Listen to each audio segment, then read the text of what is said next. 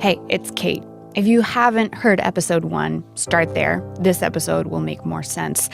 And just a heads up, this episode talks about sexual assault of a teenager in detail.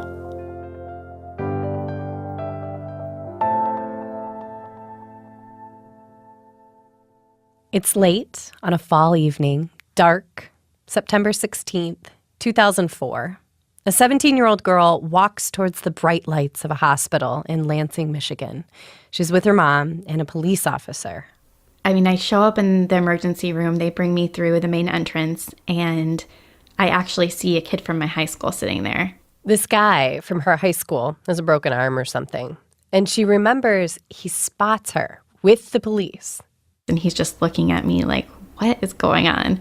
And I just was terrified. I was like, oh my gosh, everyone's going to find out. Everyone's going to think something's going on. Breanne Randall Gay has just come from the police station, where she reported what Dr. Larry Nassar did to her. The police want her to go straight to the local hospital for a rape exam. Breanne remembers the emergency room is packed, but the police escort means Breanne skips the line, goes right back into an exam room. And the nurse gives her a pelvic exam and also asks a lot of very personal questions. I do remember telling the nurse, saying to her, what if no one believes me? What if everyone thinks I'm lying? And she said, people who are lying about this don't have the details like you have, and this man's going to lose his license. And it's so weird to me now, but I remember feeling so guilty after that. I was like, I even think I told her something like, I don't want that to happen, thinking I made a mistake and feeling guilty for ever reporting him.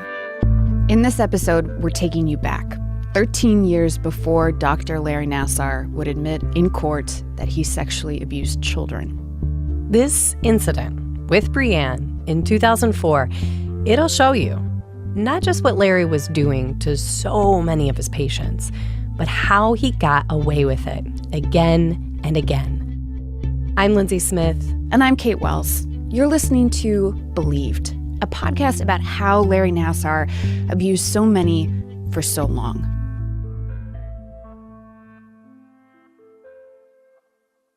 That September, Breanne was a senior at Haslett High School. Haslett is a small town just 5 miles away from Michigan State University, where Larry worked. After school, she'd hop in her little silver Dodge Neon. I called it like the silver bullet because it was just super tiny, but it did the job for the time. On the way home from school, she'd rock some Britney Spears. At home, she'd do her homework, catch the countdown on MTV. A few days a week, she'd head to her part-time job making sandwiches at Quiznos. Breanne took the silver bullet to a lot of doctor's appointments, too, because Breanne has scoliosis, which means her spine is curved instead of straight. And by the time she was in high school, Breanne's battling chronic back pain. She would spend 3 days a week at physical therapy, the chiropractors. She quit soccer and tennis. They were considering surgery. But then a specialist said, you know what? Try seeing a sports medicine doctor. So Breanne's mom, Ellen Speckman Randall, asked around for a good one. And it pretty much came back, you want Nassar. Nassar's the one to see. He's the Olympic doctor. And so I thought, well, I'm probably not going to be able to get in, but let me give it a try. Dr. Larry Nassar is fresh off a big trip to Athens. He was with the U.S. women's gymnastics team at the Olympics there. By September 2004, Larry is back at his normal job on clinical duties at Michigan State University's Sports Medicine Clinic. And just as a reminder, we're calling him Larry because it's important to think about him not as Nassar, the guy you saw on the news, but as Larry, the trusted, beloved, goofy doctor. Everyone called him Larry. Breanne was never a gymnast, but Larry sees a lot of other athletes too. And they luck out. Ellen is, in fact, able to get them an appointment. And that first appointment goes great. Larry is super nice. He thinks he can help. Ellen feels like they have finally hit the jackpot. And so they schedule a second appointment. At her second appointment, Breanne goes by herself. I think the very first thing that seemed off was him having me undress for a massage. Larry hands Brienne these little tearaway shorts, Velcro up the sides. Larry has Brienne lay on the exam table, on her stomach. I think I had a sheet over me, and he just began massaging my back. Larry uses his elbow to push hard on her low back, even on her butt. Brienne winces in pain. Larry asks her, "Does this hurt?" And she's like, "Yes, definitely." He said, "Oh, okay, well, let me do something to release the pressure in your back." And he said, "I'm going to give you a wedgie." Larry rips open the Velcro on one side of Brienne's shorts. Underneath, she's got on a pair of white underwear. So Larry moves the side of her underwear, exposing her butt cheek. He's not wearing gloves. He hasn't told her what he's about to do. For several minutes, his hands are just massaging her butt cheek, skin on skin. I just felt uncomfortable at that point. I felt exposed. Brienne feels Larry's right hand drift further down below her butt, and then he's pressing his bare fingers really hard up against her crotch. I felt like he was going to try to penetrate me because he was going in that direction until he felt the tampon. Brienne is on her period. At that point, he just put his fingers and kept his fingers at the entrance of my vagina. Brienne stays very still. She can't believe what's happening. She's silent. When I said something hurt, then he would go further. When he was being too rough on my back, the way he treated my discomfort with that was to put pressure on my vagina. And so I was worried that if I said that hurt, that he would go even farther. She doesn't know how long this goes on. Eventually, Larry asks her again, "Does this hurt?" Brienne lies. I said no because I was terrified of what he would do to try to release the pressure again. Brienne lays there, on her stomach, butt exposed. She's 17 years old, and she's alone with Dr. Larry Nassar. She braces herself, waits for the pain to stop, and she's trying to rationalize what Larry is doing to her. There's got to be a logical explanation. And I felt like I should just let him do what he needed to do to heal me, and that he was a doctor. He knew what he was doing. She thinks, this must be one of those things doctors do that hurts, but it's good for you, like a root canal or a pap smear. It's not comfortable, but in the end, it's to help you. And so I just assumed that that's what he was doing it for. But then Larry moves his hand from her vagina up to her neck. No gloves. She hasn't seen him wash his hands. Face down on the table, Brienne feels his hands on her ribs. His hand slides down her side. He palms her breast. And at that point, I was just very uncomfortable and just kind of froze. With Brienne frozen, Larry rubs and squeezes her breast for what felt like 15 full minutes. Then he stops, turns away from Brienne, looks like he's taking some notes and a clipboard. After he was done with his so-called procedure, he had me dress in front of him. So he stayed in the room and watched me get dressed. And I remember just trying to turn the other way to try to shield myself. Brienne is so disoriented, she wants to just run out of there. But Larry is trying to schedule weekly appointments with this teenage girl. They're talking about dates and times. And when she's finally able to leave that exam room, Larry gives her a big hug.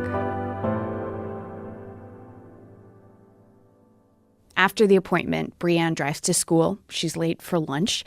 The cafeteria at Hazlitt High School is packed with teenagers. There are flyers from the homecoming dance up on the walls. Everybody's eating. Everybody's clustered around big round tables.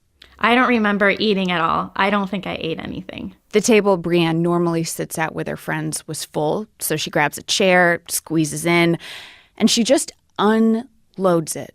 Tells all of her friends about the crazy, gross thing her doctor just did to her.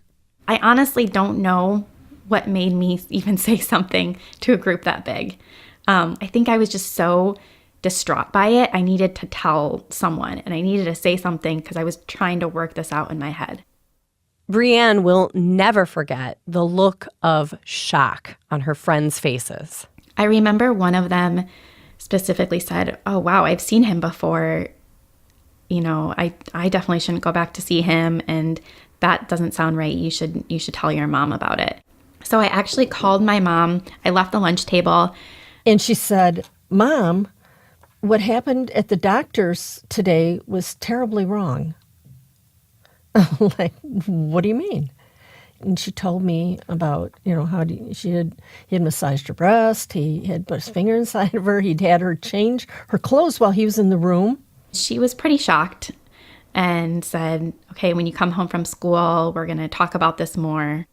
At home, later that night, Brianne and Ellen sit down. She tells her mom everything. I think I hadn't fully realized that it was wrong. I felt like it was weird. And I was like, oh, wow, my mom's taking this really seriously. And I said, "Well, what do you want to do? What do you think we should do?" And she said, "I want to go to the police." So, okay, we're going. They went to police that very night, then to the hospital for the rape exam that we told you about earlier. The next step is for the police to question Dr. Larry Nassar. It takes about 2 weeks for a detective named Andrew McCready to sit down with him for an interview. McCready still works for Meridian Township's police department. Meridian is where Brianne's appointment was. And McCready wouldn't talk to us, and there are no tapes of his interview with Larry. What we have is McCready's written police report from 2004. In that report, Larry lays out his defense. It'll become a go-to for Larry, one he will use again.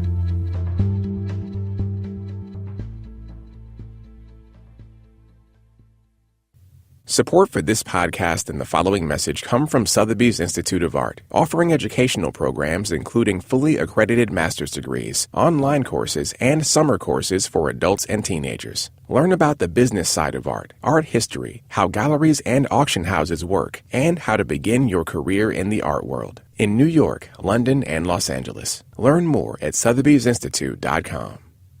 Hey, it's Lindsay. If you like Believed, check out the Hidden Brain podcast. The folks over there are passionate about ideas, and they love digging into the latest social science research.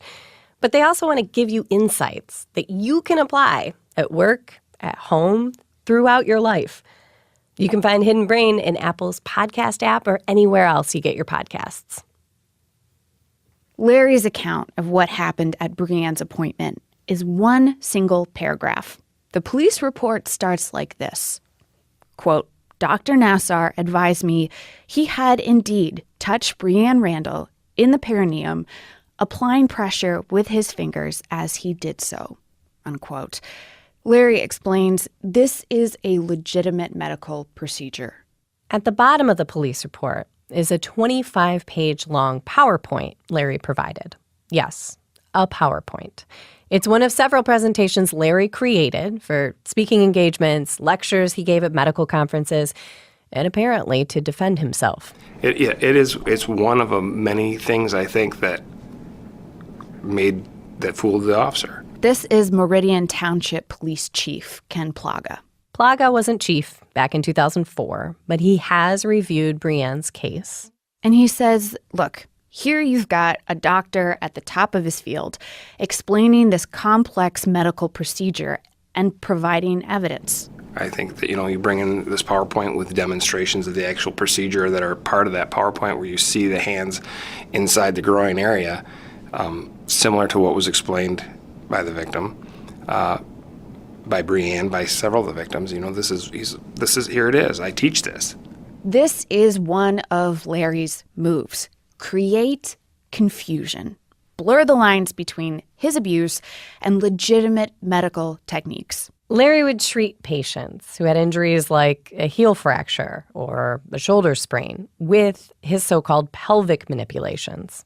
He's not even certified to treat the pelvic floor, but your average patient may not know any of this. Which is why we're going to take a minute here. because you need to understand what real pelvic floor treatment looks like. So you can see how it is miles away from what Larry was doing to his victims. The pelvic floor is a group of muscles inside your pelvis. They hold your bladder and other internal organs like a sling. You use your pelvic floor to control your bladder. Treating pelvic floor dysfunction can include exercises, stretching, and sometimes manual manipulation. I know people who get pelvic floor treatment. They're big fans. And that's why we had to talk to an expert to get some answers. I've had women that didn't ever think they could get pregnant, couldn't have sexual relations with their partner, men too. That's Dr. Amy Stein. She lives in New York City, has no connections to Larry Nassar. But unlike Larry, Dr. Stein has both a master's and a doctorate in physical therapy. She literally wrote the book on treating pelvic pain. And Dr. Stein says treating pelvic pain intravaginally or rectally, meaning putting your fingers inside of patients, can be legitimate when you're treating sexually active adults. She and the doctors at her practice do this regularly.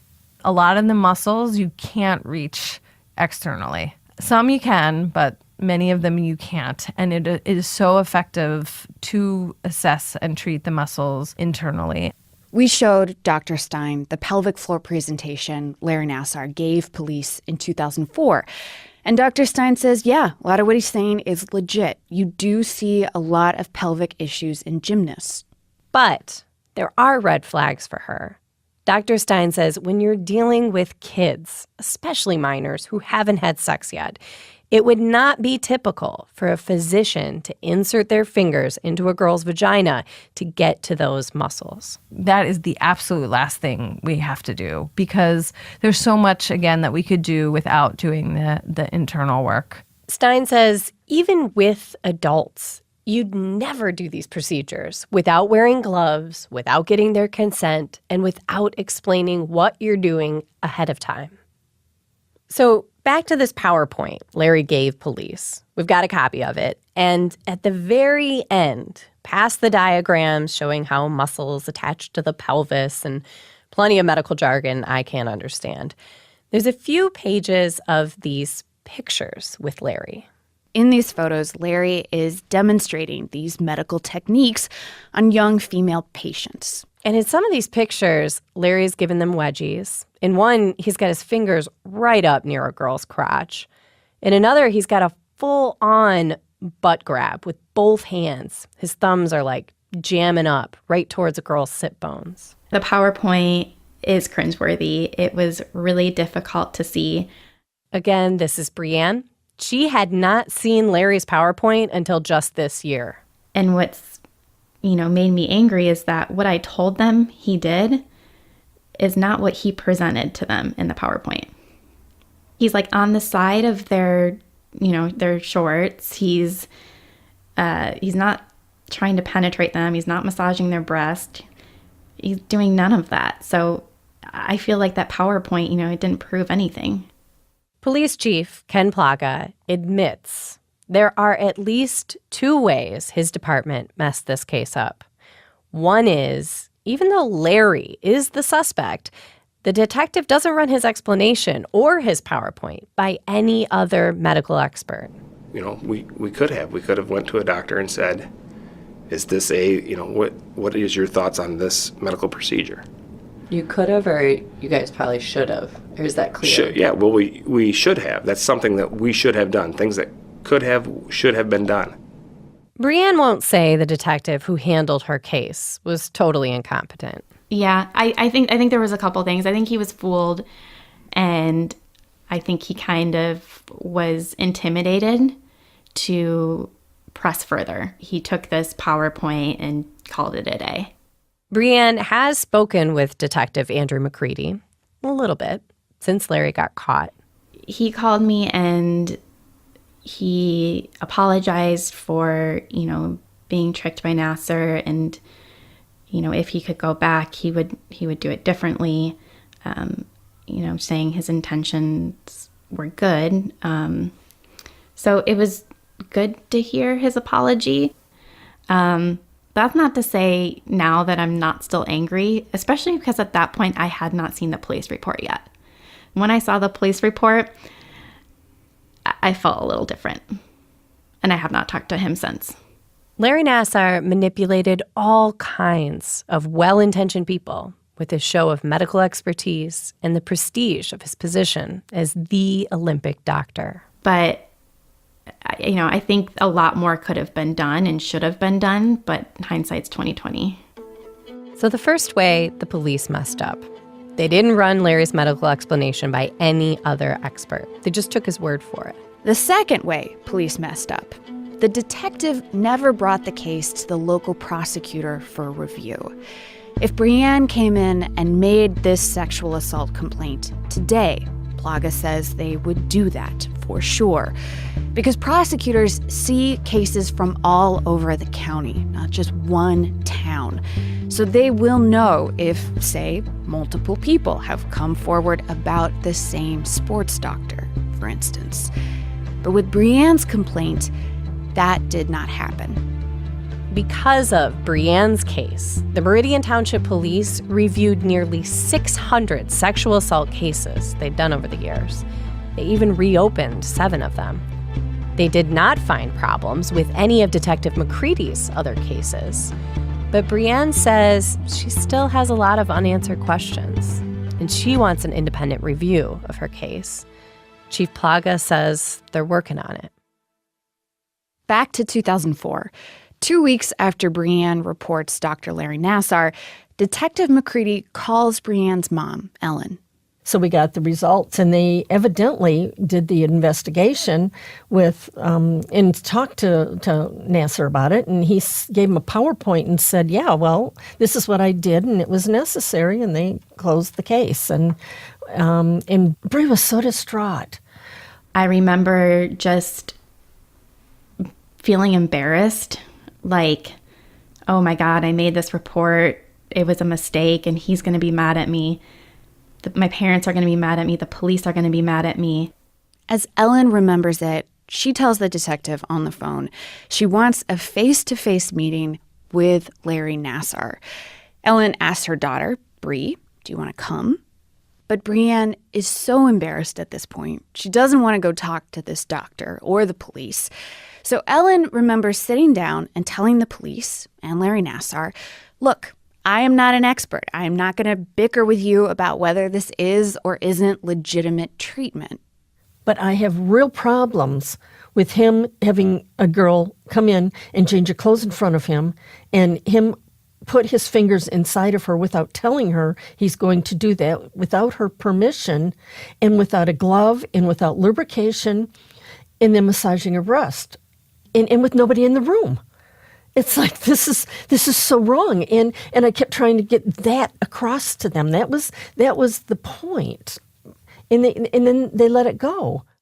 Ellen remembers Larry nodding his head.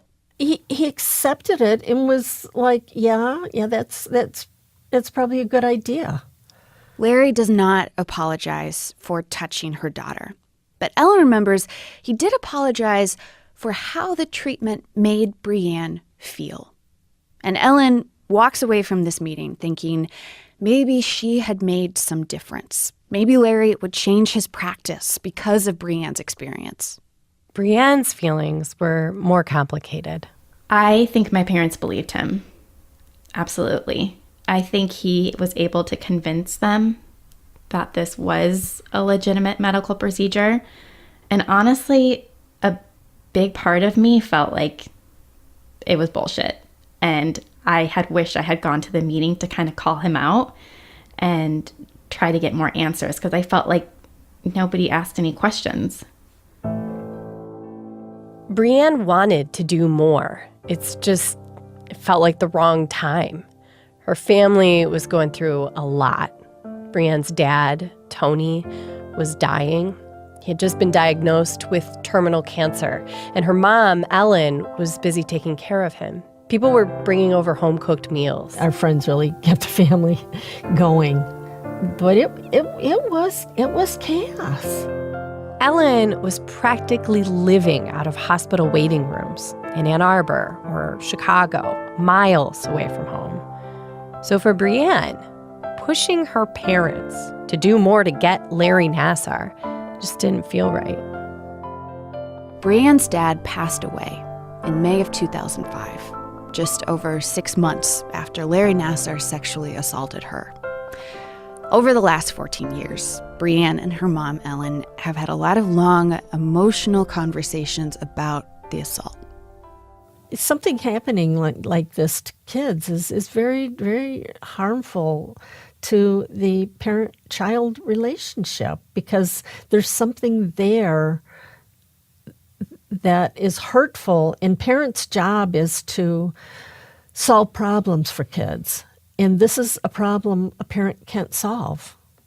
I couldn't make this one right. Ellen remembers trying to reassure her daughter. At least if anyone else makes a complaint about him, the police have your report. They'll know he's done this before. But what neither of them knew was the same year they reported Larry, in 2004, another girl did too. This time, the problem was her own family. Her story is next on Believed. If you want to know more about Brianne's case, you can head to michiganradio.org/believed. We've put Larry's PowerPoint and the police report there, too. This week's show was reported by me, Kate Wells, and Lindsay Smith. Produced by Juliet Heinley with help from Paulette Parker. Edited by Sarah Hewlett with help from Allison McAdam. Engineered and mixed by Bob Scon. Jennifer Guerra is the show's executive producer. Zoe Clark is our program director. Our theme music is by Paul Brill. Special thanks to Emma Winowicki, Jody Westrick, Rebecca Williams, Vince Duffy, Amy Tardif, Len Niehoff, Nisa Khan, Hannah Rubenstein, Lara Molman, and Kyle Norris. And the folks at NPR, Mark Memmott, Ashley Messenger, Camille Smiley, Nigeria Eaton, and Ramteen Arablouei. You can hear new episodes of Believed every Monday. Subscribe wherever you get your podcasts. Would you put on a sweater that once belonged to Hitler? Can Chinese zodiac signs predict who's going to be a great scientist? And what happens when you use a training method for dogs to teach doctors? Answers to all those questions on my podcast, Hidden Brain.